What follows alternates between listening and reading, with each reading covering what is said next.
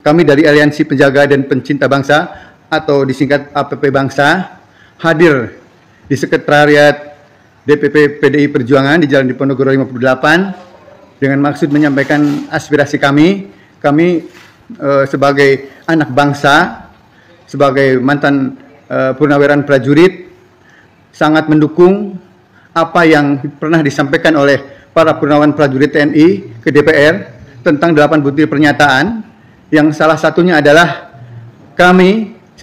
purnawirawan meminta kepada MPR untuk memakzulkan Gibran karena banyak sekali pelanggaran-pelanggaran yang dilakukan saat pemilihan maupun kapabilitasnya Gibran sangat tidak memadai dengan posisi tersebut. Nah, di samping itu juga kami melihat bahwa Gibran ini hanya akan jadi kepanjangan tangannya Jokowi, dan ini akan sangat merugikan bangsa kita. Sebab 10 tahun bersama Jokowi pun kita sudah sangat terpuruk.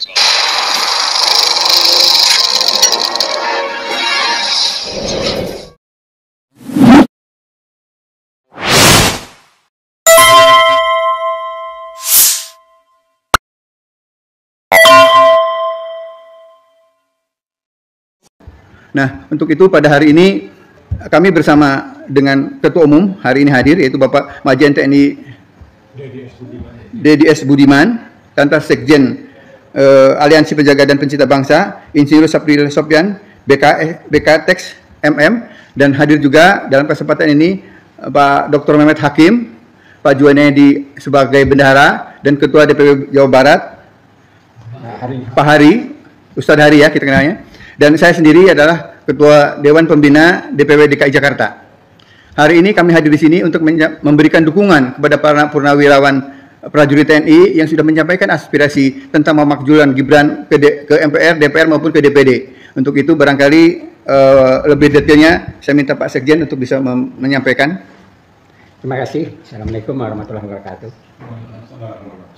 Kami APP Bangsa yang tadinya bernama APP TNI, ya. Tapi karena sudah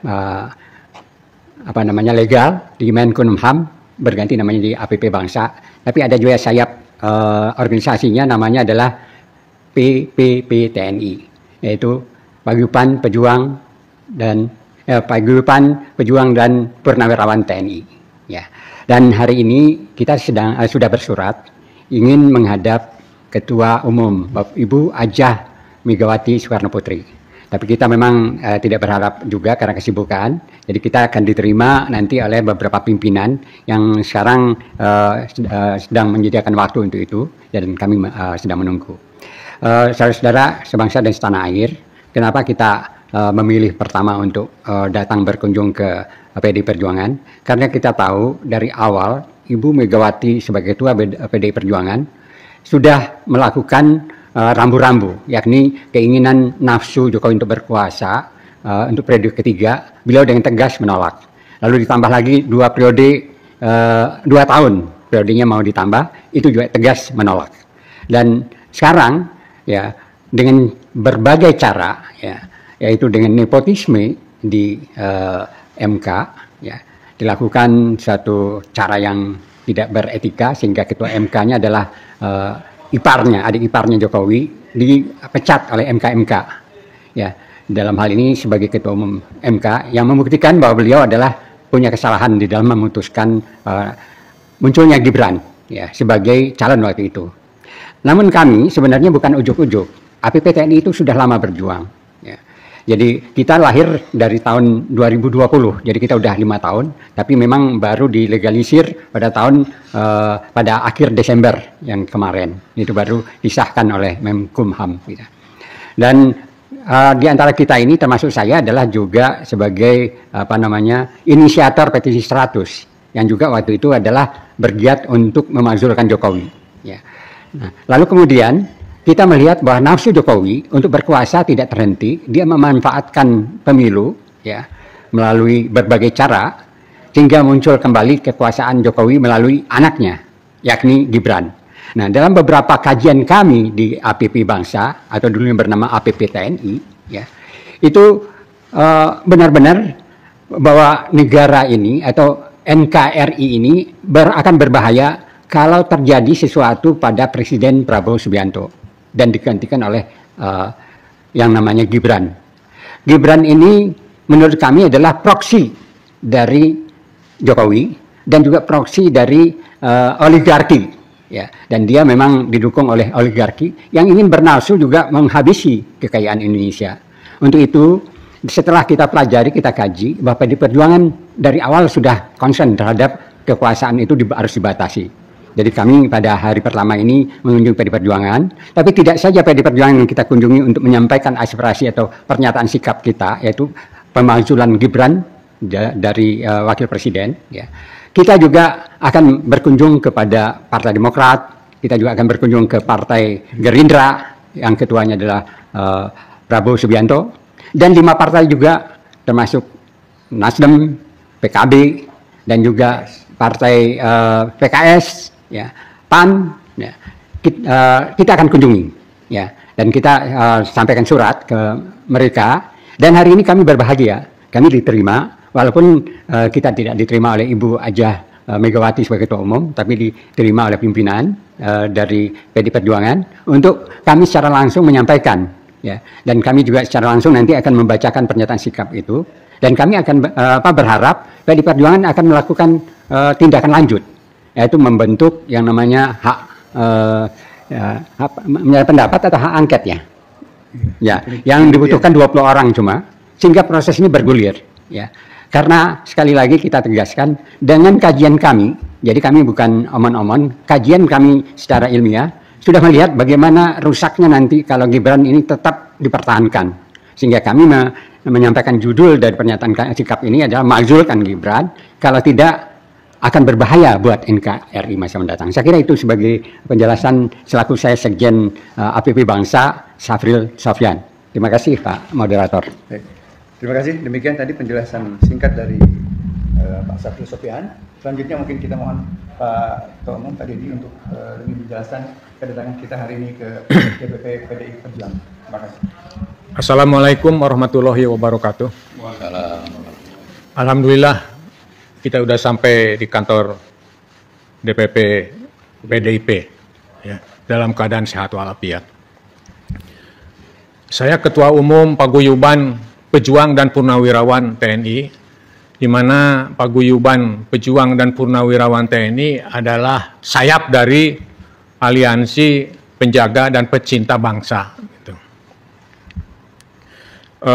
Bapak-bapak, ibu-ibu yang kami hormati, dulu Gus Dur pernah menyampaikan di gedung DPR MPR bahwa ini adalah taman kanak-kanak.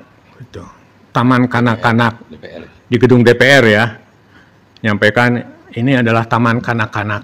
Kenapa dibilang taman kanak-kanak? Anak-anak itu kan nggak ngerti permasalahan bangsa, nggak ngerti permasalahan ketua partai. Dia terus saja sibuk dengan mainannya, begitu. Mungkin kalau ada Gus Dur sekarang ini, taman kanak-kanak itu diganti menjadi taman patung-patung, taman patung. Gitu. Patung itu nggak punya hati nurani, nggak punya mata telinga, makanya kan dilarang orang Islam itu bikin patung karena tidak punya hati nurani, tidak punya mata telinga, begitu.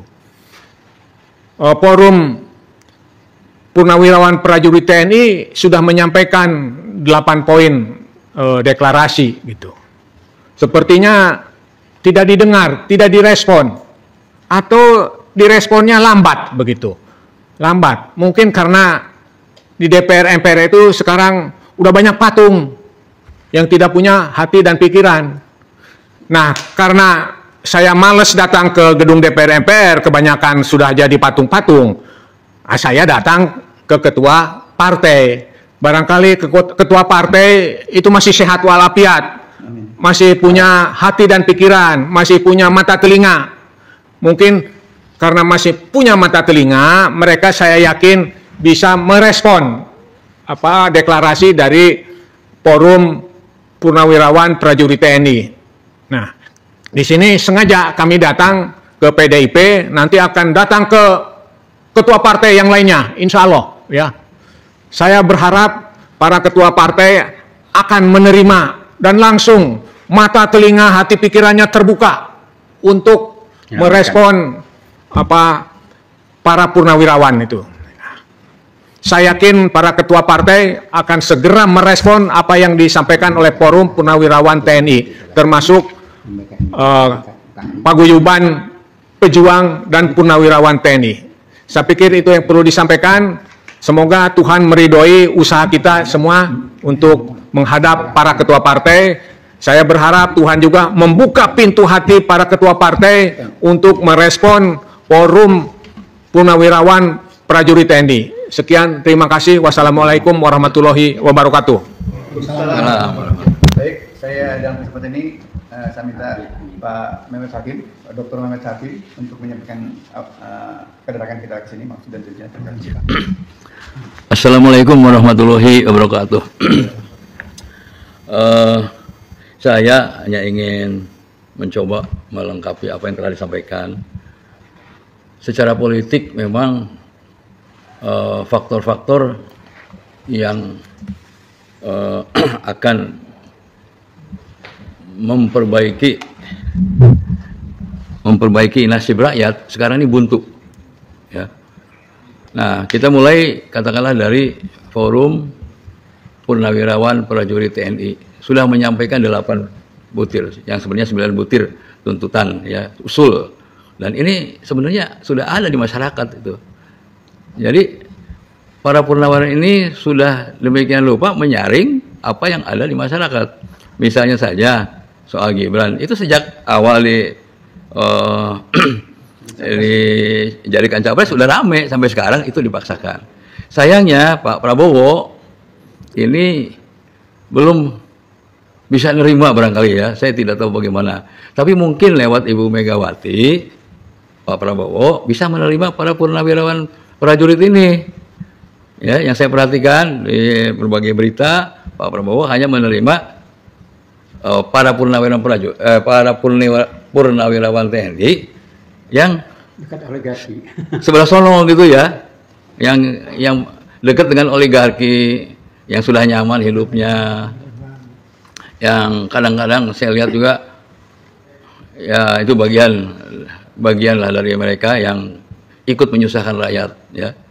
Saya tidak mau sebutkan namanya, tapi faktanya memang cukup banyak jenderal-jenderal yang berada di sana itu diterima oleh Pak Prabowo. Nah, barangkali saya usul nih Pak kepada Ibu Megawati, tolonglah sampaikan para purnawirawan pejuang atau purnawirawan prajurit ini juga bisa diterima oleh Pak Prabowo supaya dapat secara langsung menyampaikan apa sih sebenarnya yang dimaksud untuk kembali ke Undang-Undang Dasar 45 sebagai dasar negara, ya. Kemudian apa sih pentingnya kita memasukkan Gibran, ya. Bayangkan nih 285 juta orang seandainya Pak Prabowo berhalangan tetap dipimpin oleh boneka seperti ini, ya, yang nggak ngerti apa-apa, hanya ngertinya baca komik, baca game, main game, kemudian suka masuk-masuk ke dalam situs-situs judi online, ya. Ini kan sangat mengerikan. Akhirnya siapa yang berkuasa? Ya mereka-mereka yang jadi boneka-boneka oligarki. Rakyat dipikirkan enggak, boro-boro, enggak akan sampai ke sana, ya. Padahal seperti kita ketahui ada 160 juta jiwa orang penduduk Indonesia ini tergolong miskin, ya. Kalau kata Jokowi dulu, hanya berapa persen, 3% turun katanya. Hanya berapa juta orang, 160. Ini menurut penelitian dari Bank Dunia. Nah, kalau menurut BPS gimana? Yang di bawah 50 ribuan pendapatannya itu sehari, itu ada 60 juta. Ya, apa enggak kita miris nih? Di satu pihak, hasil-hasil tambang kita dikirim ke luar negeri, uangnya masuk ke mereka. Dan yang diindikan oleh rakyat apa? Nggak ada. Di perkebunan juga ada. 8 juta hektar dimiliki oleh orang asing. Itu hasil-hasil bumi dari Indonesia ngalir ke luar negeri. Karena memang pemiliknya orang asing. Seharusnya mereka ini paling tidak diberikan kewajiban membayar bagi hasil. Dan itu ada di Undang-Undang Pertambangan Ya, cuman kalau pertanian belum ada ya. Nah, kita tahu ya, dan saya kebetulan adik kelas 1 tahun di bawah Bu Mega ya, Bu Mega angkatan 65, saya angkatan 67 di ini ya. Jadi kalau soal pertanian, insya Allah Bu Mega akan dukung lah. Ya. Betapa beras kita atau sawah ya, yang tadinya 10.000 hektar, 10 juta hektar, sekarang tinggal 7,5 juta hektar, kurang 25%. Diambil oleh para konglomerat, pengembang ya, kemudian juga dijadikan kawasan industri dan sebagainya. Tapi kita pengen swasembada beras gimana? Ya, produktivitasnya rendah. Ya, apalagi kalau kita lihat ke sawit 8 juta hektar itu dinikmati oleh orang asing, bukan oleh orang kita, ya. Nah, keinginan kita dengan adanya kembali ke Undang-Undang Dasar 45, gibrannya digantilah dengan yang lebih normal, yang lebih waras itu ya. Mudah-mudahan pajak yang dikumpulkan di APBN yang sekarang ini sekitar 80%, 85%, itu bisa turun menjadi 50% atau 30%, sisanya dari BUMN, dari bagi hasil swasta yang dinikmati oleh orang-orang ini. Ya, ini kan Pak Prabowo sudah janji mau memberantas korupsi, mau apalagi berpikir untuk rakyat. Tapi sampai sekarang untuk reshuffle aja kayaknya belum bisa. Nggak tahu ini apa namanya. Kita si rakyat yang lihatnya hitam putih aja. Ini Pak Prabowo ini masih memuji-muji Jokowi. Aneh sebenarnya. Ya, justru Jokowi inilah yang merusak negeri ini. Bagaimana negara kita ini dijual dari mulai pasir, soal PIK 1, maksud saya PIK 2, kemudian ada lagi di Surabaya, kemudian terakhir yang kita rame-rame ini apa? Raja Ampat, terus kalau Pulau Rempang, ini semuanya adalah penjajahan gaya baru nih. Ya, saya kira ini bukan cita-cita bangsa memakmurkan ini. Orang-orang yang ada di sana disingkirkan, orang-orang luar didatangkan. Tidak salah kalau para purnawirawan prajurit ini supaya ingin mengembalikan TKA Cina ini ke negaranya segera ya, karena kalau untuk pekerjaan-pekerjaan tertentu udah bisa ini dilakukan oleh orang-orang kita sendiri. Ini kerjaan Pak Luhut ini ya yang membuat bahwa orang Indonesia rendah katanya kualitas SDM-nya. Saya nggak setuju nih. Mungkin Pak Luhut aja yang rendah kualitasnya. Makanya dia tidak berpikir untuk rakyat, ya, tapi berpikir untuk konglomerat sama kantongnya sendiri. Ya, ini dan banyak orang-orang yang kayak Pak Luhut ini. Ya, nah, saya kebetulan melihat bahwa para purnawirawan prajurit ini pikirannya lurus-lurus, ya, dan kondisi mereka juga tidak apa namanya, dia sudah tidak punya kekuasaan, tidak punya apa lagi jabatan, tapi otaknya ini, sikapnya ini masih membela rakyat. Ya, mudah-mudahan lewat PDI ya itu semua apa yang disampaikan oleh para purnawirawan prajurit ini betul-betul dapat didengar dan dilakukan. Saya kira itu saja. Terima kasih. Wassalamualaikum warahmatullahi wabarakatuh. Terima kasih Pak. Mungkin Pak ada yang ya mungkin sedikit aja lah ya. Assalamualaikum warahmatullahi wabarakatuh. Karena sama senior semua sudah panjang lebar, saya hanya nambahkan aja mungkin hanya 2 poin ya. Jadi ada kekhawatiran meskipun Pak Jokowi itu tidak berhasil memperpanjang kekuasaannya, tetapi ada 2 poin keberhasilan dia bisa memasukkan masuk ke jantung pemerintahan Pak Prabowo. 1, bisa memasukkan Gibran jadi wakil presiden. Yang kedua, bisa memasukkan para menteri-menterinya ikut bercokol di dalamnya. Itu ada kekhawatiran itu, karena saya rasa kalau masih ada 2 itu, program Pak Prabowo itu tidak akan jalan mulus sebagaimana mestinya. Jadi ya, pasti ada gangguan. Dengan bukti sekarang kan kasus Raja Ampat, terus kasus 4 pulau yang ada di Sumatera Barat dan Aceh, itu juga adalah gangguan sebetulnya kan. Jadi tinggal mungkin dari pemerintahan sekarang bagaimana melihatnya. Nah, itu kekhawatiran dari kita ya. Itu aja mungkin yang ingin saya sampaikan. Assalamualaikum warahmatullahi wabarakatuh. Mungkin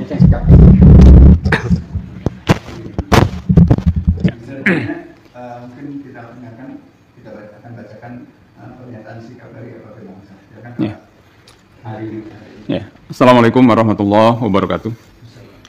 Saya Hari Nugraha, Ketua Dewan Pimpinan Wilayah Aliansi Penjaga Pecinta Bangsa APP Bangsa Jawa Barat, dan Ketua Paguyuban Pejuang dan Purnawirawan TNI P3 TNI Jawa Barat. Izinkan saya menyampaikan pernyataan sikap. Bismillahirrahmanirrahim. Pernyataan sikap pengurus pusat Aliansi Penjaga dan Pencinta Bangsa APP Bangsa dan Paguyuban Pejuang dan Purnawirawan TNI P3 TNI tentang segera makjulkan Gibran karena berbahaya bagi NKRI. Bahwa Indonesia akan menghadapi kenyataan yang tidak mudah diterima akal sehat. Seorang wakil presiden terpilih bernama Gibran Rakabuming Raka tidak punya pengalaman panjang dalam diplomasi, tidak teruji dalam krisis, dan belum memperlihatkan kedalaman berpikir kenegaraan yang matang, duduk di pelataran kekuasaan tertinggi. Bahwa Gibran adalah anomali yang tidak datang dari luar sistem, tapi tumbuh dari pembusukan di dalam sistem itu sendiri. Ia adalah simbol puncak dari distorsi demokrasi Indonesia. Seorang anak presiden yang melompati konstitusi dibantu oleh putusan kilap Mahkamah Konstitusi yang dipimpin oleh pamannya sendiri. Bahwa Gibran menjadi wakil presiden bukan karena prestasi, tapi karena nepotisme keluarga Jokowi melalui pelanggaran etika berat oleh pamannya di Mahkamah Konstitusi MKRI. Bukan sekadar nepotisme, tetapi melalui hukum yang disulap demi garis keturunan dengan cara merusak konstitusi, dipaksa merubah usia, lebih tepatnya dia adalah anak haram konstitusi.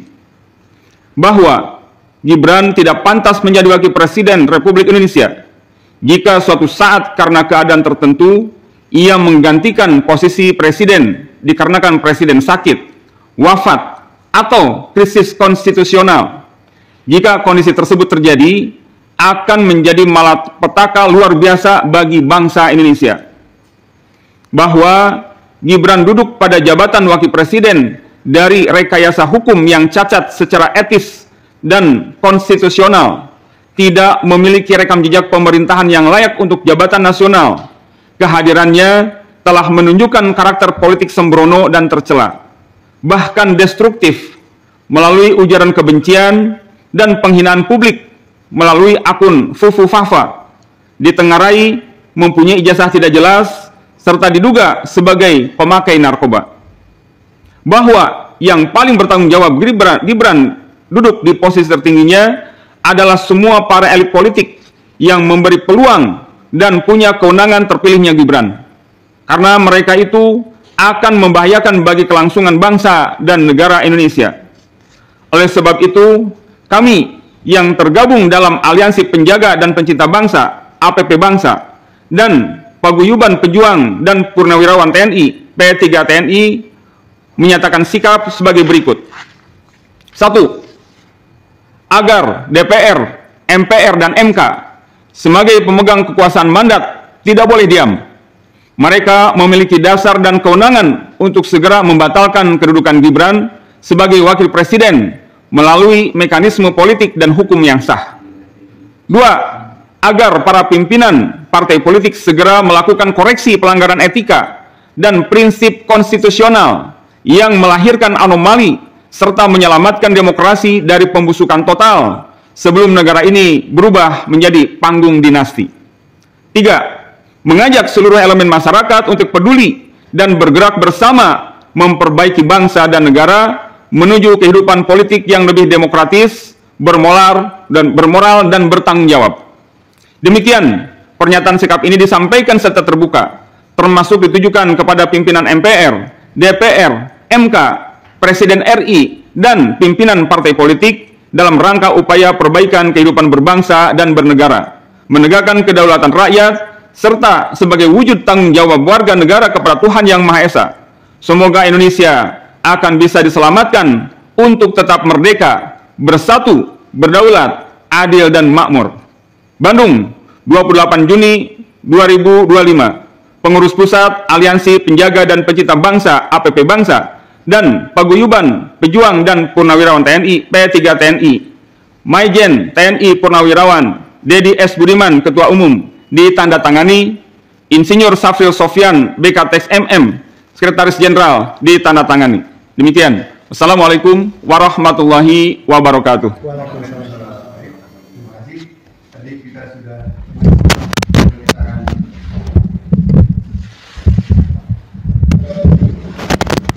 Baik, tadi kita sudah dengar semua pernyataan sikap APPB TNI, di mana ada beberapa butir yang sifatnya mendukung ya pernyataan purnaweran prajurit TNI yang beberapa waktu sudah disampaikan ke DPR, DPD maupun MPR. Nah, saya kira kita sepakat yang hadir di sini ya bahwa kita bangsa Indonesia pasti tidak mau dipimpin oleh seorang Gibran. Karena Gibran itu kan bukan intelektual, bukan ilmuwan, tidak ada pengalaman organisasi, bukan kader yang baik, kalaupun jadi kader yang di karbit lah ya. Lantas juga dia tidak ada pengalaman birokrasi yang baik. Dan dia loncatannya kan dari wali kota Solo yang hanya beberapa saat, nggak pernah jadi gubernur berapa tahun? 2 tahun, terus jadi gubernur pun enggak, tiba-tiba jadi wakil presiden. Itu saya kira loncatan yang luar biasa. Loncatan lainnya adalah ketika dia dicalonkan usianya kan cuma 36 tahun, sementara undang-undang mengatakan 40 tahun. Nah, ini saya kira akan menjadi mimpi buruk buat bangsa Indonesia. Sebab di Indonesia ini kan banyak orang yang pinter, yang hebat ya. Kita tahulah, ini bukan promosi ya. Ada Anies Baswedan misalnya, ada Dim Samsudin gitu, ada Puan Maharani, ada Pak Sunarko gitu ya. Lantas juga kita juga punya Refli Harun misalnya, atau kita juga punya Roy Suryo misalnya dan lain-lain. Saya kira banyak sekali orang pandai dan tokoh yang sangat mumpuni untuk menjadi pimpinan di NKRI ini. Demikian saya kira, terima kasih. Bila itu hidayah. Assalamualaikum warahmatullahi wabarakatuh.